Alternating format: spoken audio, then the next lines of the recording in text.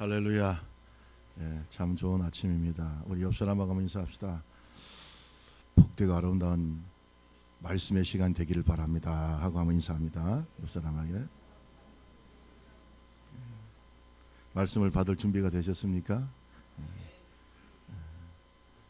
광고 시간에 말씀드려야 되겠지만 어제 한국실천신학회에 제가 회장으로 취임할 때 우리 성도님들, 장로님을 비롯해서 대표로 몇 분이 오셔서 꽃다발을 주셨는데 그 교수님들이 사실 좀 이렇게 모여서 있으면은 조금 몸이 건조합니다. 사실은 이게 뭐 별로 다들 말도 별로 없고 조용한데 꽃다발을 주니까 얼마나 화사해지는지. 그래서 끝나고 난 다음에 어떤 그 앞에 있었던 회장님이, 앞에 회장이었던 분이 나를 찾아와서 하는 말이에요. 아이고, 내가 있을 때 좀 김상백 교수가 회장이 됐다면 얼마나 좋았겠냐. 자기도 꽃다발을 받았을 텐데. 그래서 굉장히 부러워하는 모습을 보았습니다. 그래서 우리 성도들이 와서 이렇게 축하해주고 그래서 감사합니다. 한국실천신학회는 한국의 유수한 대학들이, 신학대학들이 소속되어 있는 한 700명 정도의 회원을 거느리고 있는 큰 학회입니다. 그리고 한국실천신학회에서 나오는 신학과 실천이라고 하는 논문집은 신학교에서 나오는 논문집, 신학에 있는 여러 많은 학회가 있는데 그 논문집 중에 인용률이 1위입니다. 그러니까 상당히 권위가 있고, 그래서 여기에 논문을 낸다는 것 자체를 영광스럽게 생각하는 그런 학회입니다. 거기에 제가 또 이렇게 회장이 되게 돼서 감사하고, 순복음으로는 최초예요. 한 세대도 없었고 그 전에도 없었고, 앞으로 제가 또 한 분 또 제자를 지금 기르고 있습니다. 그래서 한 세대 나뉘시는 교수님 한 분을 제가 어제 임원으로 영입을 해서 앞으로 순복음의 뒤를 제가 회장이 그만두고 나면 당신이 이제 좀 우리 순복음의 발자취를 좀 남겼으면 좋겠다, 이렇게 해서 회계로 그분을 모시고 했습니다. 여의도 교회 지금 다니고 계시는데 제가 이런 생각을 해요. 좋은 교회는 세대가 세대를 잘 이어져야 됩니다. 이 학회도 벌써 30년이 돼가는 학회이거든요. 오래된 학회고, 박근원 박사라고 하는 우리나라 실천신학의 대부로부터 시작해서 정장복 박사, 유수한 그 실천신학의 대부들이 이어오는 학회이기 때문에 자부심도 있고, 또 거기에 참석하는 교수들도 뭔가 모르는 어떤 자부심을 가지고 참석하는데, 교회를 생각할 때마다 그래요. 우리 교회는 충분히 자부심이 있는 교회다. 제가 1953년도 우리 교회 세워졌다 그러면 전부 다 놀라고, 한 분은 저한테 그래요. 여의도 교회 목사인데도 왜 목사님은 그렇게 좋은 교회를 가십니까? 그래요. 그래서 하나님 은혜라고. 왜냐하면 제가 순천에 오순절 교회에 있었던 거 아니까, 아니 목사님은 어떻게 그렇게 전통 있는 교회들만 다니시냐고. 감사하다 그랬어요. 하나님 은혜라고. 여러분, 자부심을 느끼세요. 자부심을 느끼고, 저는 그래요. 그 자부심이 우리가 만들어내는 거예요. 우리가 만들어내는 거예요. 시간이 지나간다고 되는 게 아니에요. 내가 우리 교회 수준을 높이는 것입니다. 아멘. 내 신앙이 우리 교회를 만드는 거예요. 근데 제가 순천에 있을 때도 보면 100년 된 교회들이 있거든요. 그런 교회들 크게 성장해서 가는 걸 보면은 세대가 세대를 너무 잘 가요. 이게 정말로 원로 목사님이 제자를 잘 길러내서 후임자로 세우고, 그렇게. 어제 제 바로 전임 목사님이 김경진 박사님인데, 요거는 녹음 안 해도 됩니다. 요 정도는 녹음하지 마세요. 나중에 지워버리세요. 근데 이 김경진 박사님인데, 이분이 소망교회, 우리 옆 사람하고 인사할까요? 교회 리모델링은 기도입니다. 빨리 하세요. 그 사람. 기도입니다. 제가 지금 벌써 기도 들어갔고요. 교회 리모델링은 기도입니다. 제가 이제 여러분한테 뭐 이렇게 선포한다기보다 제 마음의 고백인데, 적어도 일주일에 거의 하루는 금식하면서 리모델링 끝날 때까지 일단은 제가 생각을 하고 있고요. 그래서 이 리모델링은 기도입니다. 기도.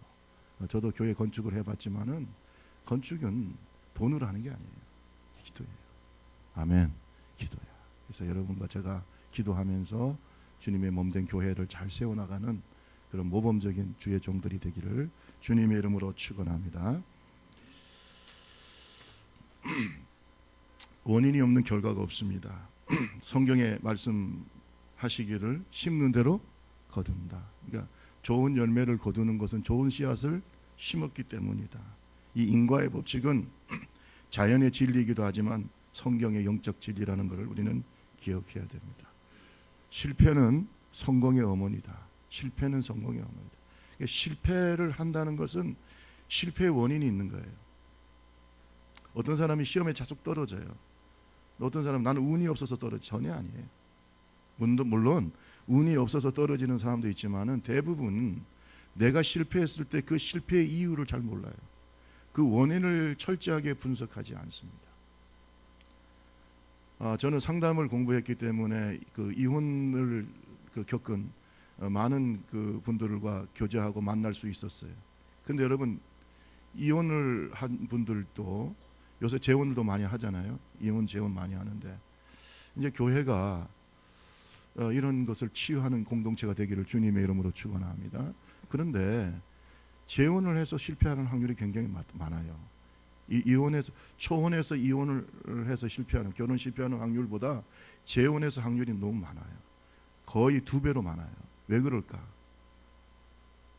우리가 이렇게 결혼을 실패했을 때 무슨 마음이 드냐면 나는 잘했는데 상대편이 못했다고 생각해요. 그죠?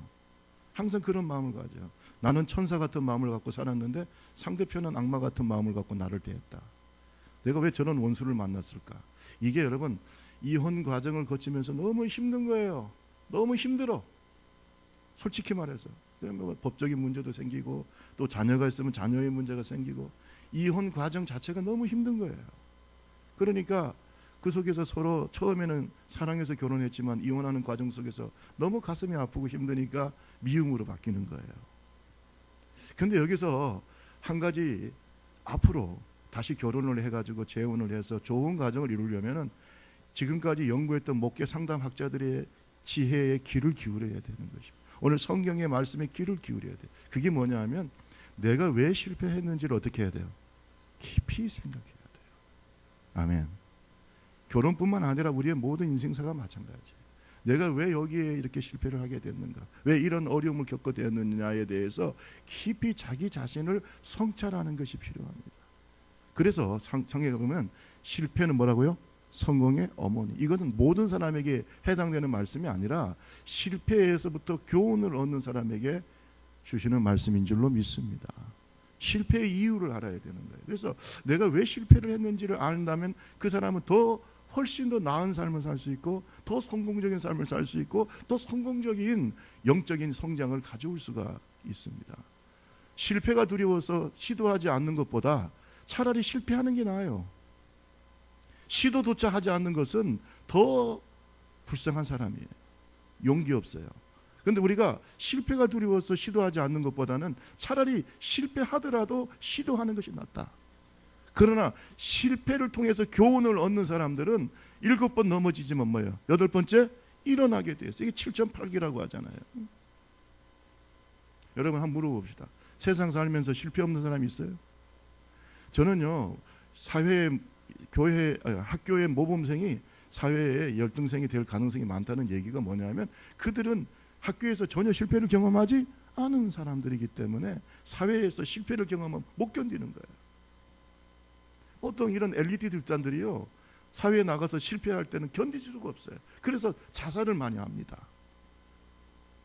그런데 사회에서 또 학교에서 좀 공부하면서 여러 가지 실패를 경험하고 시험도 떨어져 보고, 정말로 이런 온실 안에 화초가 아니라 들에 핀 들꽃같이 자란 사람들은요 성공하는 거예요.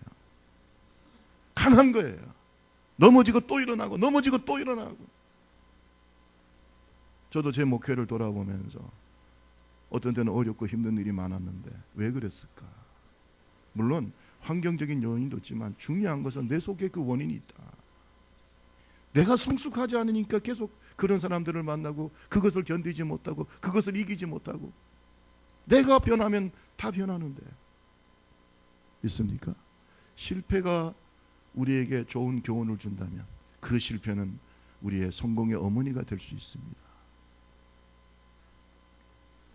오늘 성경에 보면은 여호사밧이라고 하는 인물이 나오죠. 이 여호사밧은요, 하나님의 사람이에요.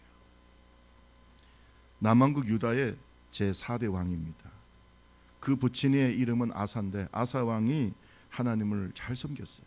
아버지를 따라서 이 여호사밧은 하나님을 잘 섬기는 왕이 됐습니다. 히스기야, 요시야, 이 히스기야와 요시야와 함께 유다의 3대 성군이에요. 대단한 인물이에요. 이때 남왕국 유다의 왕은 여호사밧이었지만 북왕국 유다의 왕, 이스라엘의 왕, 이스라엘이 남북으로 나누어져 있었기 때문에 북왕국 이스라엘의 왕은 누구였느냐? 하나님이 또 가장 싫어했던 왕인 아합 왕이었어요. 참 대조가 되는데 남왕국 유다는 누구라고요? 자, 이게 좀 기억을 해주시면 좋겠어요. 따라합시다. 여호사밧. 남왕국 유다는 누구라고요? 여호사밧. 이스라엘의 유다 나라의 3대 성군 중에 하나. 북왕국은 누구였다고요? 아합 알죠? 하나님이 가장 싫어하고 3년 6개월 동안 하나님께서 저주를 내리고 이스라엘 땅에 비가 오지 않게 만들었던 우상숭배자 아합이 다스렸어요. 너무나 대조적인 두 사람. 하나님은 여호사밧의 경건을 축복하셨고 하나님은 그 여호사밧의 그 경건한 삶에 대해서 성경을 통해서 이렇게 우리에게 말씀하고 있습니다. 우리 다 같이 17장 말씀을 한번 볼까요? 바로 앞에 역대하 17장 3절에서 5절 말씀을 보면은 여호와께서 여호사밧과 함께 하셨으니 이는 그가 그의 조상 다윗의 처음 길을 행하여 바알들에게 구하지 아니하고, 우리 4절 다 같이 읽어봅시다. 시작.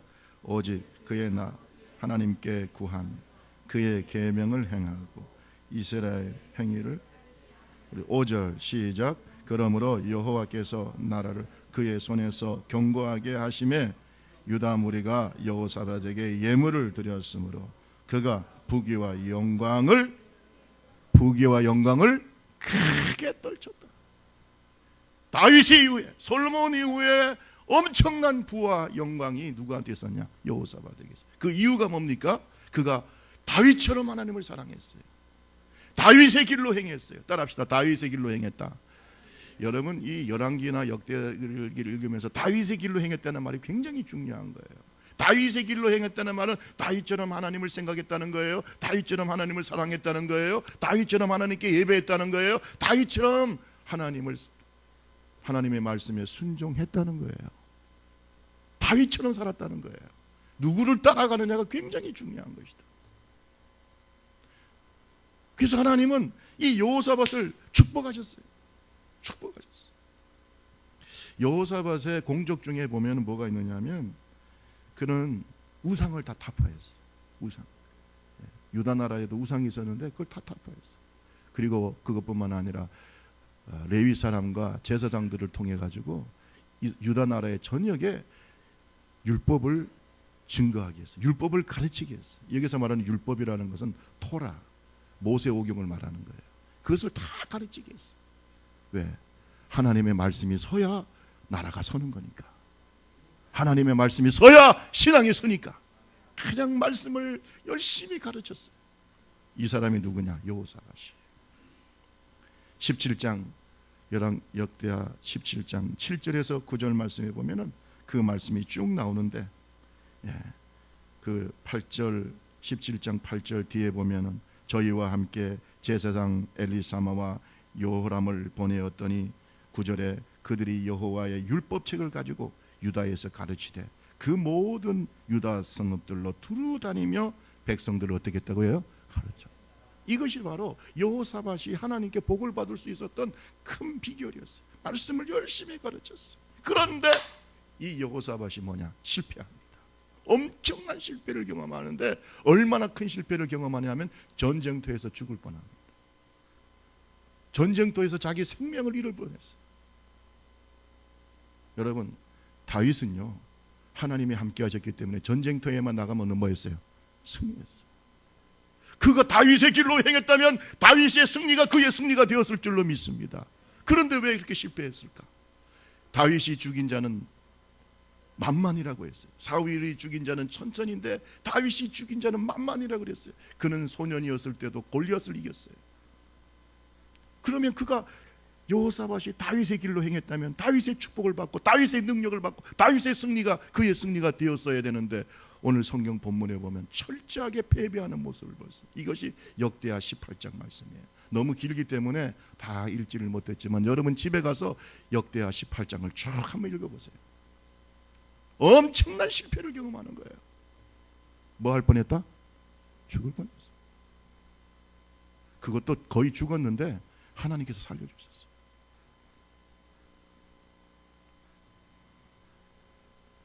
성경은요, 아브라함, 다윗 같은 위대한 인물도 실패한 것을 보여줘요. 왜 실패했는가?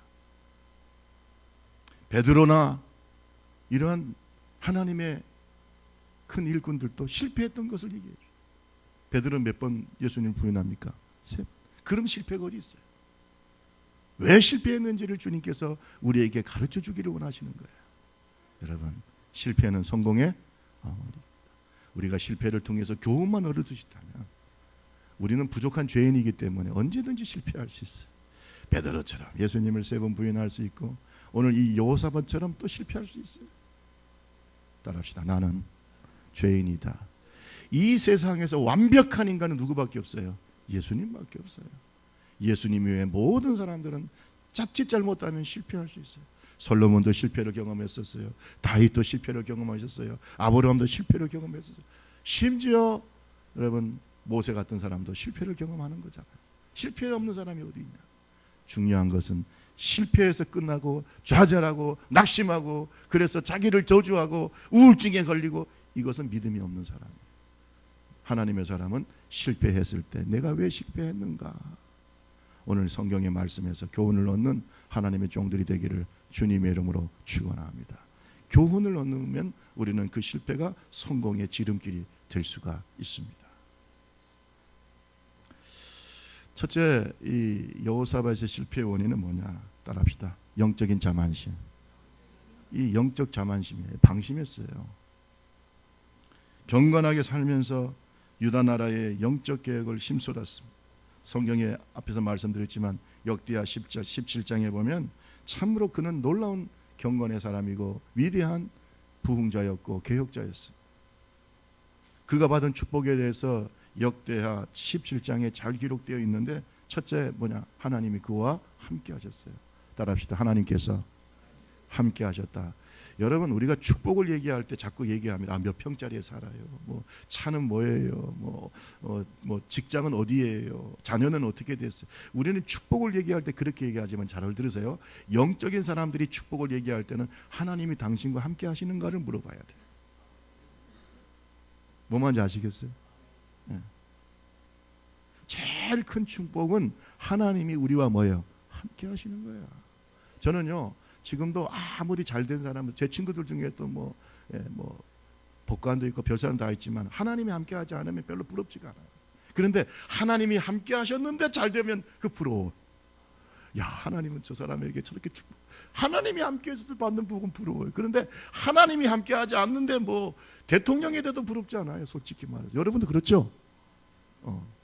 저도 뭐 하나님이 함께하지 않는 사람이 받는 것에 대해서는 뭐 그렇게 부럽지가 않아요. 여러분 근데 하나님이 함께하시는 것이 제일 큰 축복이에요. 이것이 성령 충만인 줄로 믿습니다. 우리 17장 3절 말씀 볼까요? 우리 앞에 있는 말씀 17장 3절 우리 다 같이 한번 읽어볼까요? 시작. 여호와께서 여호사밧과 함께 하셨으니 이는 그가 그의 조상 다윗의 처음 길로 행하여 바알들에게 구하지 아니하고. 아멘. 하나님께서 여호사밧과 뭐예요? 함께 하시다. 하나님은 축복의 근원이신 줄로 믿습니다. 아멘. 모든 생수의 근원이신 줄로 믿습니다. 그 하나님이 함께 하시니까 거기에서부터 축복이 다 쏟아나는 거예요. 축복은 하나님과의 관계에서부터 오는 것입니다. 오늘 저와 여러분이 하나님이 여호사밧과 함께 하셨다, 이 말씀을 그의 귀한 축복의 말씀으로 생각하기를 주님의 이름으로 축원합니다. 여러분 하나님이 함께하는 걸 우리가 뭐라고 그래요? 임마누엘이라고 하죠. 따라합시다. 임마누엘. 여러분, 이 임마누엘의 축복이 바로 뭐냐? 예수 그리스도예요. 여러분, 예수님께서 이 땅에 오셨을 때 그 성경에 보면 하나님께서 뭐라고 그랬어요? 임마누엘이라고 그랬어요. 할렐루야. 예수님이 우리와 함께 하시는 것이 임마누엘. 그 다음에 성령 하나님이 우리와 함께 하시는 것도 임마누엘이에요. 그러니까 하나님이 우리와 함께 하시는 것은 하나님 앞에서 우리가 하나님 앞에 의로운 마음을 갖고 하나님의 뜻대로 살려고 하는 마음이 있기 때문에 함께 하는 거예요. 여러분, 물어봅시다. 하나님이 악한 자와 함께 하시겠습니까? 아니겠죠. 하나님 앞에서 거룩하게 살고 경건하게 살려고 하는 자와 함께 하시는 거예요. 그러니까 여러분, 이 여호사밧이 하나님과 함께 하시는 삶을 살려고 하니까 하나님께서 임마누엘의 하나님으로 함께 하신 줄로 믿습니다. 따라합시다. 임마누엘의 축복. 그래서 하나님이 여호사밧과 함께 하시는 임마누엘의 축복이 있었다. 그 다음에 성경을 보니까요, 하나님께서 그와 함께 하시니까 어떤 일이 발생하냐면요, 주변에 있는 나라들이 여호사밧과 그의 왕국을 두려워합니다. 여러분, 신경 쓰지 마세요. 장로님이 잘 잡을지도 모르고. 여러분 오면 옆에 잡으세요. 그냥 놔두세요. 편안하게 그냥 예배드리세요. 지가 신경 쓰지 않아서. 자, 여러분 잘 보세요. 임마누엘의 하나님이 함께하니까 다른 사람들을 관계 속에서도 하나님이 복받게 하시는데, 주변 사람들이 임마누엘 하나님, 하나님이 함께하는 사람과 그 왕국을 뭐 한다고요? 두려워하는 거예요. 그래서 이제는 뭘 받느냐? 조공을 받아요. 예물을 받아요. 17장 10절에서 11절 말씀 보세요. 10절에서 11절, 17장. 여호와께서 유다 사방의 모든 나라에 두려움을 주사 여호사밧과 싸우지 못하게 하시매. 11절 다 같이 읽습니다. 시작. 블레셋 사람들 중에 여호사밧에게 예물을 드리며 은으로 조공을 바쳤고, 아라비아 사람도 곧 수량 7,700마리와 수렴 7,700마리를 주변에 있는 나라들이 두려워하는 거예요. 어디서 많이 봤던 얘기죠. 다윗 시대 때, 솔로몬 시대 때 하나님이 그들과 함께 하시니까 주변 나라들이 조공을 바치고 다 두려워하는 것이. 이 두려움과 평화를 누가 주셨을까요? 평화를 누가 주셨어요? 대한민국의 평화를 누가 주십니까? 하나님이 주시는 거예요. 하나님이 이 땅을 두려워하게 만들어야 돼요. 대한민국을 두렵게 만들어줘야 돼요.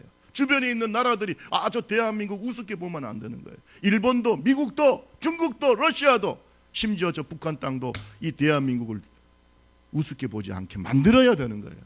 그게 누가 하시는 거라고요? 하나님이 하시는 거예요.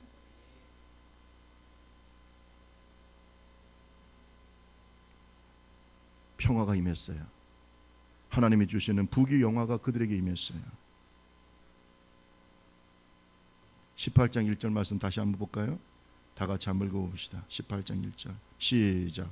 여호사밧이 부귀와 영화를 크게 떨쳐. 아멘. 부귀와 영광이 뭐예요? 크게 떨쳐. 여러분, 성경에서 이렇게 표현한다는 말은요, 정말로 유다 나라가 잘 된 것이에요. 잘 산 거예요. 지금 우리나라가 평화의 시대를 구가하는 것처럼, 영광의 시대를 구가하는 것처럼, 지금 여호사밧의 시대 때 유다 나라는 정말로 다윗과 솔로몬 이후에 큰 축복이 임했던 거예요. 그런데 뭐 했다고요? 실패했어요. 왜? 여기에 빠져버렸어요. 축복을 받을 때 잘 들어보세요. 그 축복이 계속해서 유지되려면 겸손해야 돼요. 따라합시다. 복을 받을수록, 높여주실수록 겸손해야 된다. 이게 안 됩니다. 인간은요, 너무나 악하고 우리의 마음속에 옛 본성이 있어서 하나님이 딱 높여주시면 그냥 끝을 모르고 올라가. 이걸 잘했던 사람, 잘 컨트롤했던 사람이 누구나 다윗이에요. 그런데 그 아들 솔로몬은 그 끝을 모르고 올라가다가 결국은 망하게 되는 거죠. 이 여호사밧도 보니까 자기를 컨트롤을 못해요. 하나님이 막 올려주시고 축복하시고. 그러니까 그때는 어떻게 해야 되냐? 중심을 잡아야 돼요. 있습니까? 축복을 받는 것도 중요하지만 축복을 받을 수 있는 그릇이 되는 게 더 중요해요.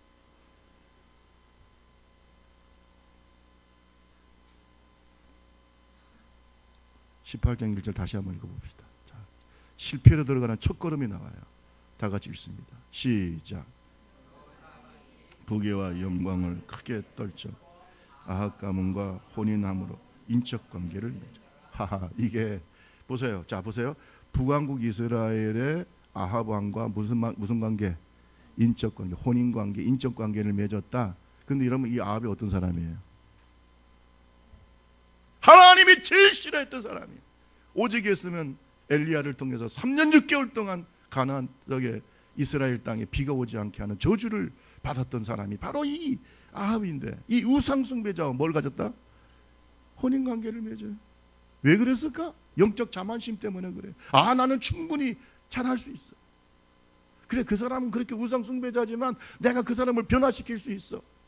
뭐가 뭘 변화시켜요? 내가 그 사람을 변화시킬 수 있다. 합시다. 내가, 크게 따라하세요. 내가 그 사람을 변화시킬 수 있다. 우리 옆 사람하고 해서 그 교만을 버립시다. 빨리 하세요. 누가 누구를 변화시켜요? 누가 누구를 변화시킨다고요? 하나님만이 하시는 거예요. 사람이 어떻게 사람을 변화시켜요? 그 불가능한 얘기예요. 저도 목회 초기에는 그런 생각을 가졌어요. 내가 사람을 변화시킬 수 있다고 생각했어요. 그러나 30년 가깝게 목회하면서 얻은 결론은 하나님이 하시는 거예요. 어디서 누가 누구를 변화시켜요? 근데 여러분, 이 여호사밧은 하나님의 복을 받다 보니까 내가 그 아합을 변화시킬 수 있다, 아합의 가문을 변화시킬 수 있다, 이런 생각을 가졌을 수도 있다. 성경에 나타나지 않았지만 그를 해결시킬 수 있다고 생각했을 수도 있어요.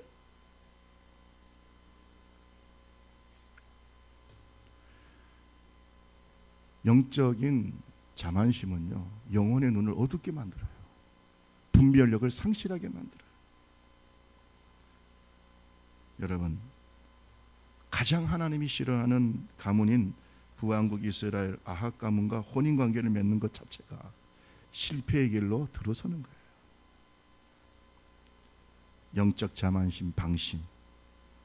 오늘 이것을 우리는 두려워해야 될 줄로 믿습니다. 여러분, 물어봅시다. 다윗이 왜 밧세바를 범하게 되고 우리아를 죽게 만들고 그래서 엄청난 영적 실패를 경험하게 됩니까? 이제는 자기가 전쟁터에 나갈 필요가 없고 자기 밑에 있는 요압 장군이나 휘하에 있는 훌륭한 장소들이 자기를 대신해서 전쟁터에 나갈 수 있기 때문에 마음속에 뭐가 생겨요? 영적 자만심이 생겨요.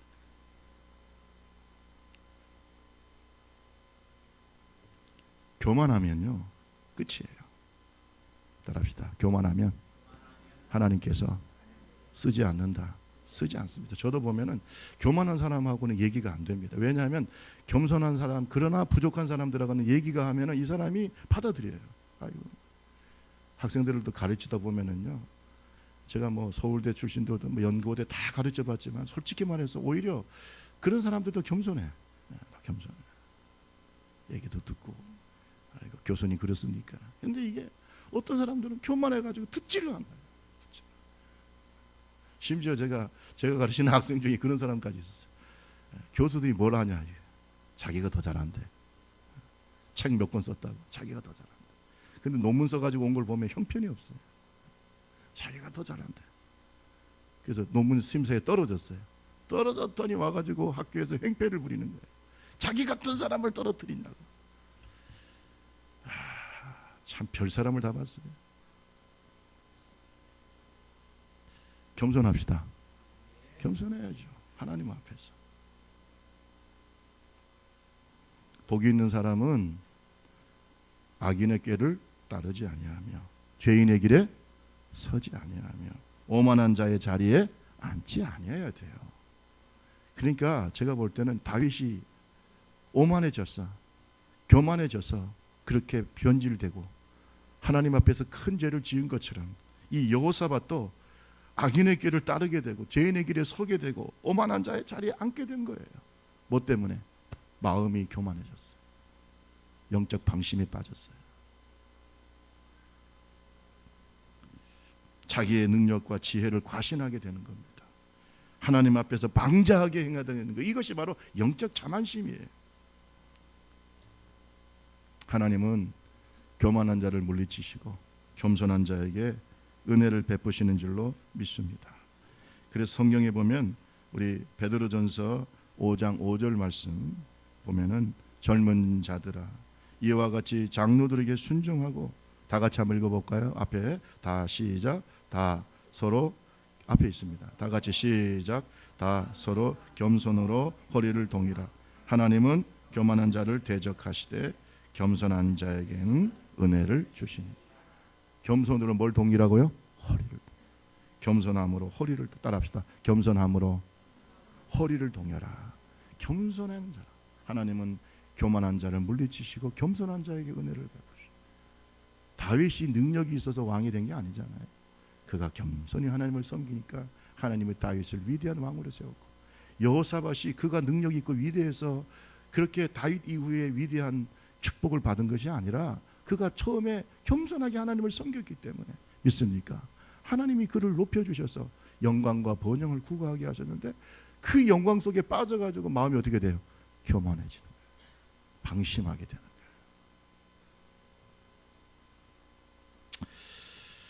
나폴레옹이 왜 실패했는가에 대한 여러 가지 분석이 있겠지만은 이런 얘기가 있어요.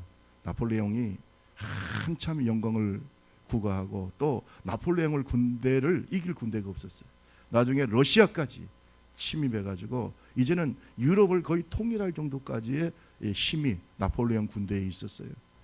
나폴레옹이 이제 러시아만 정복하면은 유럽을 통일한다, 이런 큰 야심을 가지고 이제는 출정하기 바로 얼마 전에 어떤 귀부인과 만나서 서로 대화를 나누는데 이런 얘기를 했어요. 제가 이번에 러시아를 침공해서 반드시 승리할 것입니다 하면서 자기 계획을 쫙 얘기를 했어요. 그랬더니 이 귀부인이 무슨 말을 했냐면, 듣다가 보니까 자꾸 내가복음을 쓰니까 이런 얘기를 했어요. 인간이 계획하지만, 황제 폐하, 인간이 계획하지만 그 계획을 이루시는 분은 하나님이십니다.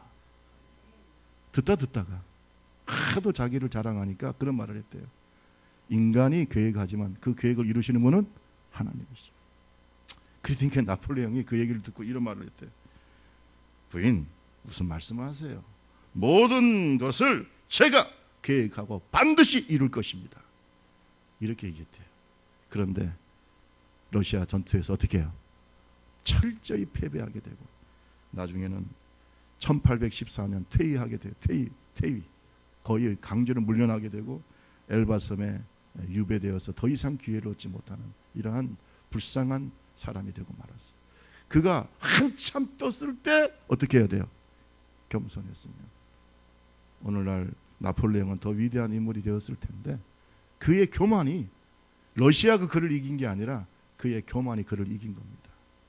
오늘 저와 여러분이 겸손합시다. 우리 옆 사람하고 얘기합시다. 하나님이 축복하실 때 겸손합시다. 빨리 와서.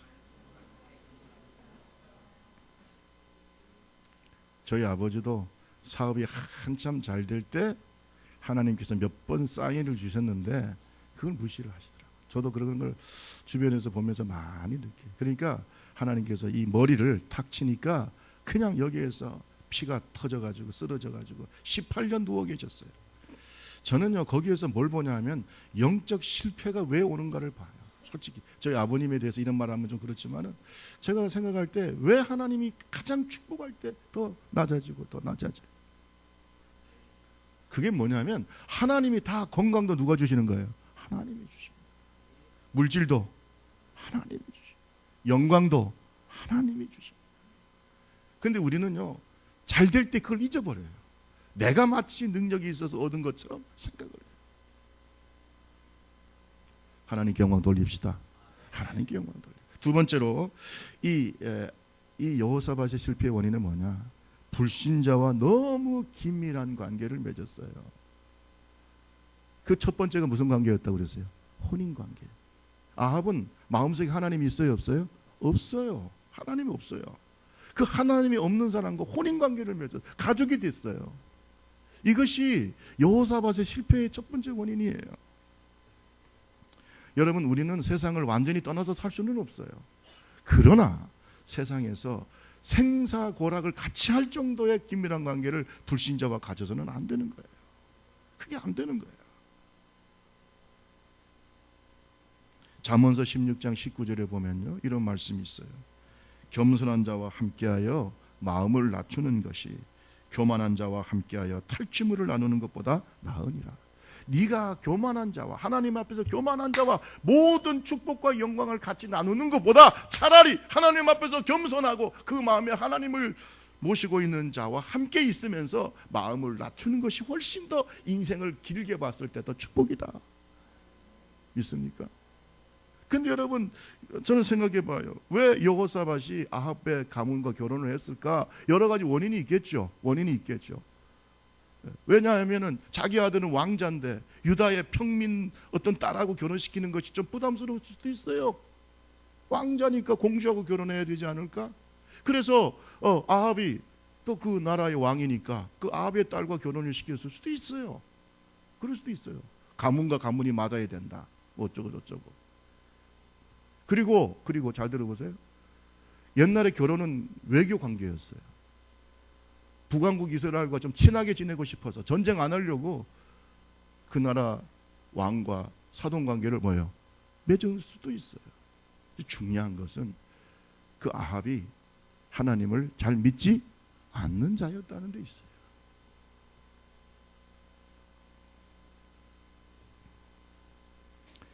이것뿐만 아니라 오늘 성경 본문에 보면요, 세상에 혼인관계를 맺고 난 다음에 연합군을 만들어서 아람과 뭘 하고 가요? 전쟁하러 가요. 여러분, 전쟁이라는 건 뭡니까? 패배하면 어떻게 돼요? 죽습니다. 따라합시다. 생사를 함께한다. 불신자하고 뭘 해요? 생사를 함께. 그런데 여러분 잘 들어보세요. 성경 전체를 보면 그 싸움에서 하나님이 아합을 죽이기로 작정하신 거예요. 하나님께서 아합을 죽이기로 작정한 전쟁터에 이 여호사밧 하나님의 사람이 같이 가겠다고 한 거예요. 생각해 보세요. 지금 누가 죽이시려고 한다고요? 누가 죽이시려고 한다고요? 하나님이 지금 죽이려고 하는 그 전쟁터에 왜 하나님의 사람이 같이 뛰어들어가냐고.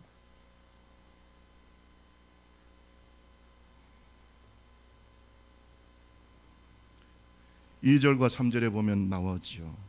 여호사밧이 부귀와 영화를 크게 떨쳤고 아합의 가문과 혼인함으로 인적 관계를 맺었더니 2절에 2년 후에 그가 사마리아 아합에게 내려갔더니 아합이 그의 시종을 위하여 양과 소를 많이 잡고 가서 길르앗람어 치기를 권해. 이 길르앗람어 친다는 말은 아람과의 전쟁을 벌이는다는 거예요.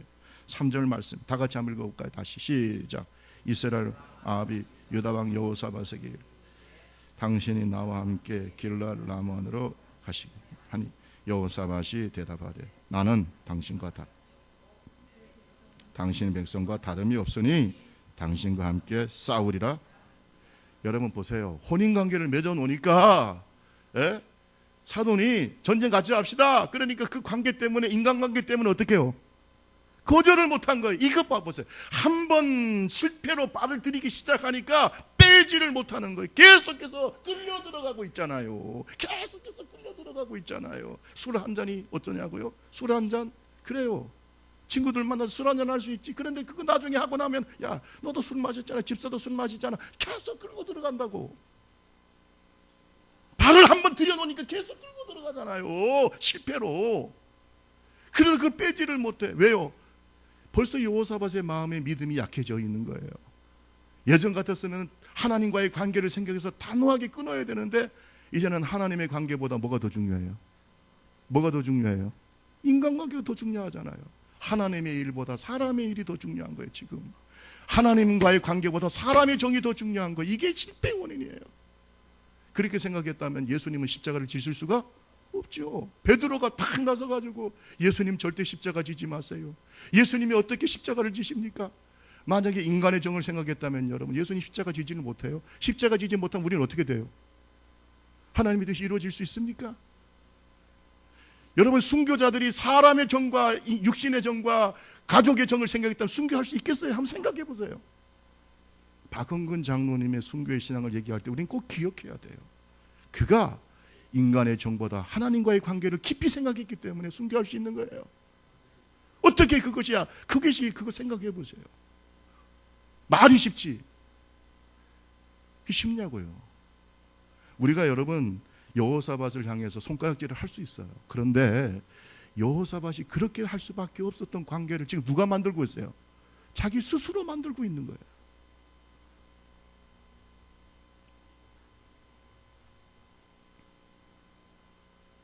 이 결혼관계, 잘못된 결혼관계가 결국은 함께 전쟁터에 나가게 만들 거예요.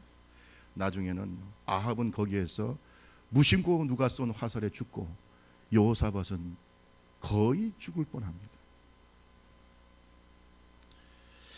나중에 홀로 남아서 예루살렘에 겨우겨우 돌아왔어요. 예루살렘은 남한국 유다의 수도잖아요. 겨우겨우 돌아왔을 때 하나님의 종 예후가 그에게 책망을 합니다. 우리 다 같이 19장 말씀 볼까요? 19장 2절과 3절. 왜 하나님이 그를 살려주셨는가 그 원인도 나와요. 다 같이 19장 말씀 한 장만 넘깁시다. 2절과 3절 다 같이 읽습니다. 시작. 하나님의 아들 선견자 예후가 나가서 여호사밧 왕을 맞아 이르되 당신이 뜯은 자를 돕고 여호와를 미워하는 자들을 사랑하는 것이 옳으니까 그러므로 여호와께서 진노하심 왕에게 임하리이다. 그러나 왕에게 선한 일도 있으니 이는 왕이 아세라 목상들을 이 땅에서 없애고 마음을 기울여 하나님을 이것 때문에 산 거예요. 솔직히 말해서 하나님이 그에게 좋은 구석이 있었기 때문에 아합은 죽였지만 여호사밧은 살려주신 거예요. 자비의 하나님이신 줄로 믿습니다. 그 전쟁통에 죽을 뻔했는데 살려주신 거. 그것은 뭐냐? 너가 악한 자를 나보다 더 사랑하는 것이 그게 사랑이냐? 그게 신앙이냐? 악한 자를 돕고 여호와를 미워하는 자를 사랑하는 것이 그게 옳으냐? 귀를 기울입시다.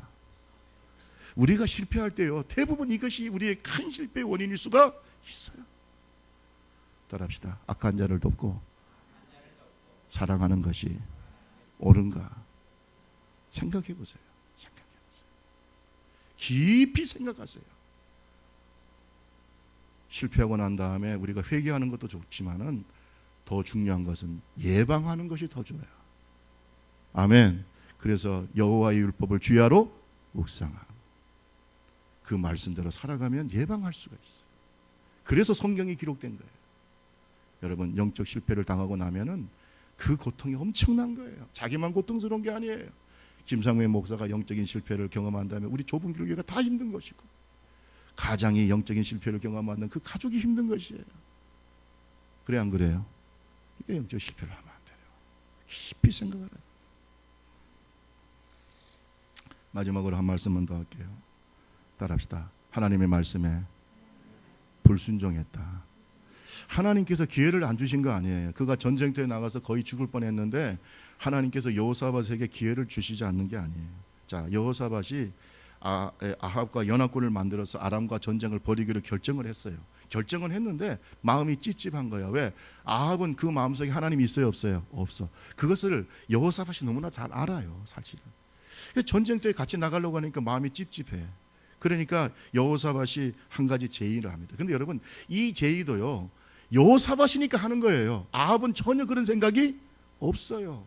근데 여호사밧이니까, 그래도 평소 때 하나님 앞에 기도하는 사람이기 때문에 아합에게 엄청난 전쟁을 앞두고 이 제의를 하는 거예요.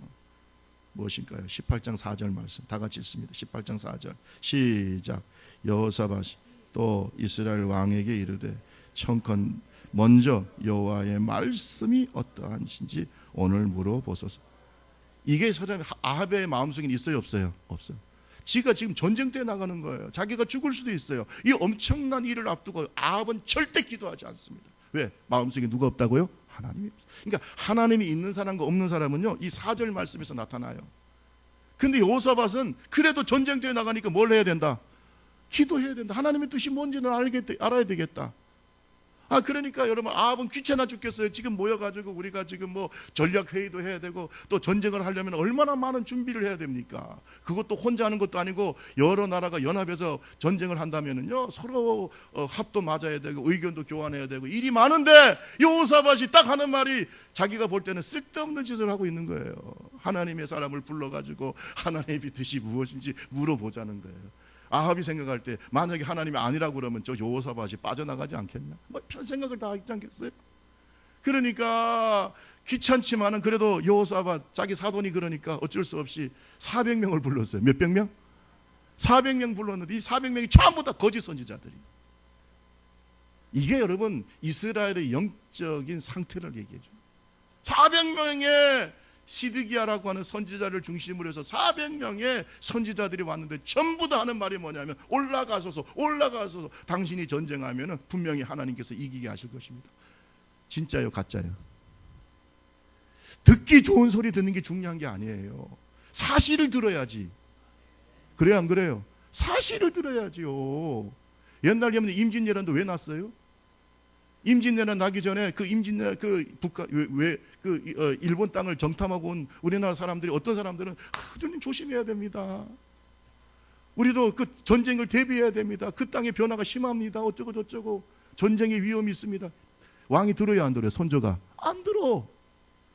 자기 귀에 듣기 좋아하는 사람 얘기만 듣는 거예요. 아이고 절대 일본은 우리한테 건너오지 못하. 아이고 절대 못 와요. 절대 못 와요. 괜히 전쟁 준비한다. 뭐 10만 양면서 괜히 돈 들어가고. 그러니까 망하는 거예요. 그러니까 들어야 될 거 아니야.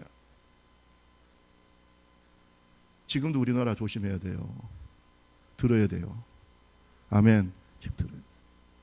평화는 힘에 의해서 오는 거예요. 들어야죠. 그러니까 여러분 아합은 안 들을 마음도 없어. 그래가지고 400명을 보냈는데 이 400명도 와가지고 하는 말이 전부 다 거짓 예언을 하는 거예요. 근데 여러분 여호사밧은 그래도 하나님의 사람이에요. 딱 들어보니까 이건 아닌 것 같아. 이건 아닌 것 같아. 그래서 뭐라고 얘기하냐면 이 아합 왕한테 아이고 혹시 여기에 또 우리가 들을 만한 선지자가 없냐고.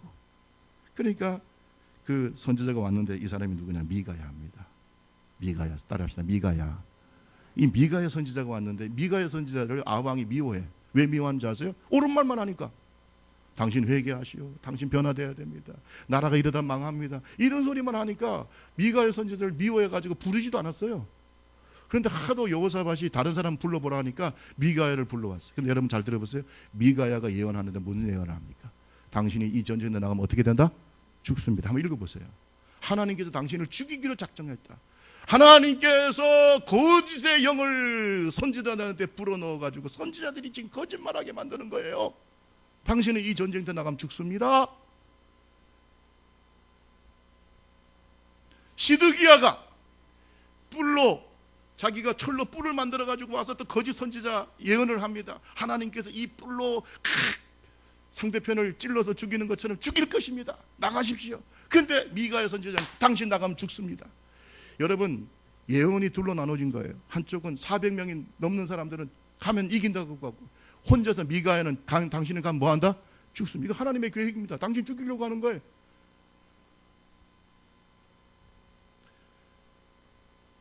우리가요 중요한 것은 기도하고 말씀을 듣는 가운데 하나님의 뜻을 아는 거 중요합니다. 따라합시다. 내 뜻을 버리고 하나님의 뜻을 알아야 된다. 진짜 여러분 저는요 이 여기까지는 좋아요. 여기까지는 여호사밧이 하나님의 뜻을 들으려고 한 건 좋아요. 그러면 미가야 선지자를 통해서 하나님의 뜻이 명확하게 전달되었어요. 그가 400명의 선지자들의 말이 거짓말이라는 걸 느꼈기 때문에 미가야를 부른 줄로 믿습니다. 그러면 미가야를 통해서 전달된 하나님의 참된 말씀을 들었으면 어떻게 해야 돼요? 순종해야죠. 그 즉시 어떻게 해야 돼? 아 이건 하나님 기뻐하지 않는구나 하고 비록 조금 아합과의 관계는 껄끄러워지더라도 돌이켜서 예루살렘으로 어떻게 해요? 가야 돼야죠. 근데 안 해요. 따라합시다. 불순종이 패배를 가져온다. 그 불순종이 패배를 가져. 성경을 보세요. 우리 다 같이 18장 28절 29절 읽고 마칩시다. 28절 29절. 자, 18장 28절에서 29절 이스라엘 왕과 시작. 이스라엘 왕과 유다 왕 여호사밧이 길르앗 라못으로 올라가니라. 이스라엘 왕이 여호사밧에게 이르되 나는 변장하고 전쟁터에 당신은 왕복을 입으소서 하고 이스라엘 왕이 변장하고 둘이 전쟁터로 들어가니라. 여러분 보세요. 올라가니라 들어가니라. 하나님은 분명히 들어가지 말라고 합니다. 너는 들어가면 죽는다고 말합니다. 그런데도 이 아합과 함께 이 아합은 어차피 하나님 말씀을 들을 사람이 아닌데 여호사밧은 왜 거기 들어가냐고. 왜 들어가냐고. 그것도 여러분 아합은 생각해보니까 그래도 미가야가 계속 옳은 말을 했기 때문에 찝찝해가지고 자기는 뭘 벗어요? 왕복을 벗고 변장해서 예? 뭐 어떤 옷을 입었는지 몰라도 하여튼 뭐 조례 옷을 입고 들어갔겠죠. 들어가서 변장해서 적당히 또 숨어서 전쟁하는 척만 하고 나오려고 생각하는데, 아니 이 미련퉁이 교만해지니까 사람이요, 뭘 분별을 못해. 교만해지니까 이 미련퉁이는 왕복을 입고 전쟁터에 나가는 거예요. 왕복을 입고, 이 왕의 갑옷이 있겠지만 이걸 입고 들어가는 거예요. 그러니까 모든 시선이 누구한테 쏠려요? 여호사밧이. 왜? 왕만 죽이면 옛날 전쟁 끝나니까. 오히려 아합은 뒤에 숨어서 도망다니고, 여호사밧은 모든 칼과 창을 지가 다 받고 앉아 있는 거예요. 이런 미련함. 우리 옆 사람하고 얘기합시다. 영적으로 어두워지면 미련해집니다. 빨리 하세요. 이 미련퉁이가 어디 있어요? 솔직히 말해서 거꾸로, 아합은 자기가 전쟁을 제의했으니까 지가 왕복 입고 들어가고, 여호사밧은 아이고 주의 종이 그렇게 말씀하셨으니까 전쟁에 들어가더라도 어떻게 해야 돼요? 자기가 변장해야 정상 아니에요? 그래도 전쟁에 했다 하더라도. 이게 거꾸로, 이게 미련퉁, 이게 바로 영적 자만심이라고요. 나중에 어떻게 된 줄 아세요? 여러분 성경 쭉 읽어보시면은 나중에 적군들이 저것이 왕복을 입은 저 사람이 아합인 줄 알아요. 저 사람이 북왕국 이스라엘 왕이구나 하고 전부 다 여호사밧만 공격합니다. 나중에 여호사밧이 공격을 당하니까 너무나 무서워가지고 소리를 지릅니다. 소리를 질러요. 아이고 살려주세요. 18장 31절에 보면 소리를 지르니까 성경에 보니까 여호와께서 그를 도우심에 하나님이 그들을 감동시키사 그를 떠나게 하셨다 그랬어요. 하나님이 아니면 어떻게 돼요? 죽는 거예요. 그리고요, 변장해서 들어간 아합은 어떻게 되냐? 어떤 사람이 무심코 쏜 화살에 맞아 죽습니다. 하나님이 죽이시려고 작정하면 죽는 거예요. 자기가 아무리 머리를 굴려도 하나님의 심판을 피할 수가 없어요.